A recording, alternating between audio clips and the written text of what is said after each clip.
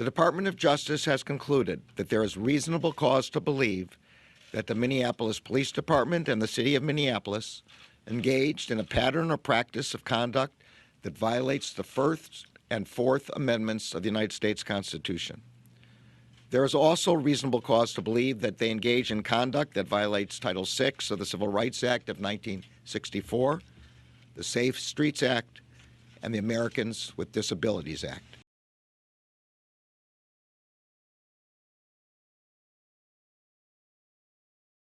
We found that MPD and the City of Minneapolis engages in a pattern or practice of using excessive force, unlawfully discriminating against Black and Native American people in enforcement activities, violating the rights of people engaged in protected speech, and discriminating against people with behavioral disabilities and responding to them in crisis. To the credit of MPD and city leaders, some important changes have already been instituted. Those include prohibiting all types of neck restraints and banning no-knock search warrants. But as the report outlines, there is more work to be done.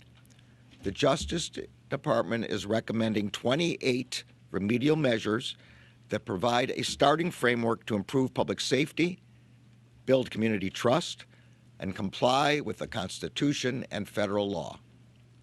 As I noted at the outset, in an important step toward reform, the City of Minneapolis and MPD have signed an agreement in principle with the Department of Justice.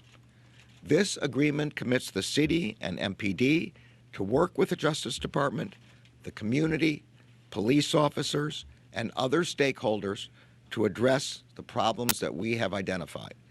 And this agreement commits all parties to the negotiation to negotiate a legally binding consent decree with an independent monitor.